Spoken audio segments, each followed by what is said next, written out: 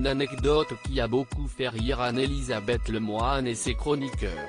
Sur le plateau de C'est à vous, mercredi 16 mars 2022, Karine Viard a évoqué sa carrière et la vis que sa grand-mère avait sur cette dernière.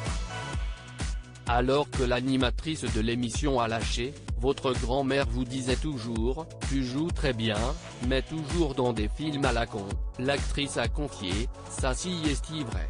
Mais mémé, tu trouves que si est-il bien ce que je fais ?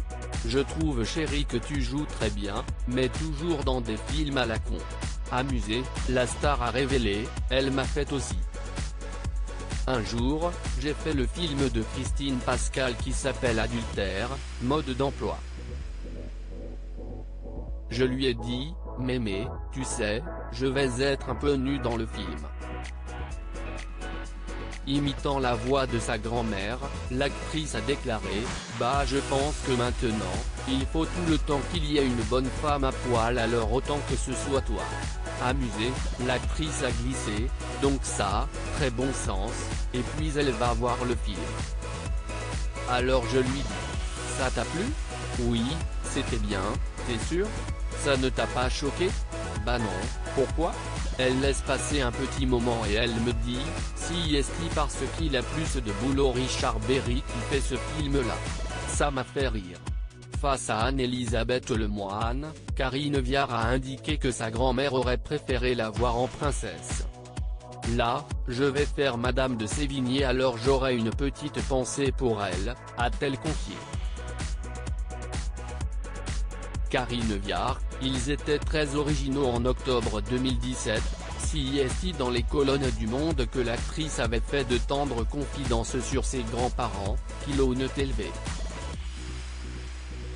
J'ai été aimée, mais peu éduquée.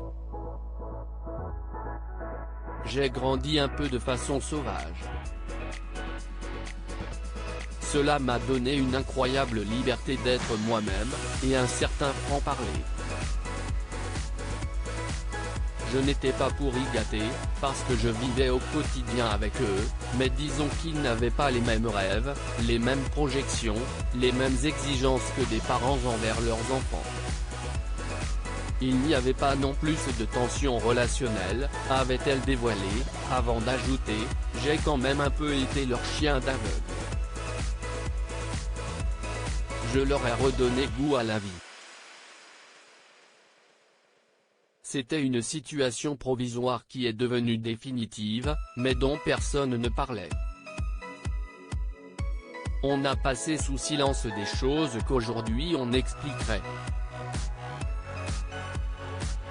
Je m'entendais hyper bien avec eux, je rigolais beaucoup, ils étaient très originaux. Loading widget.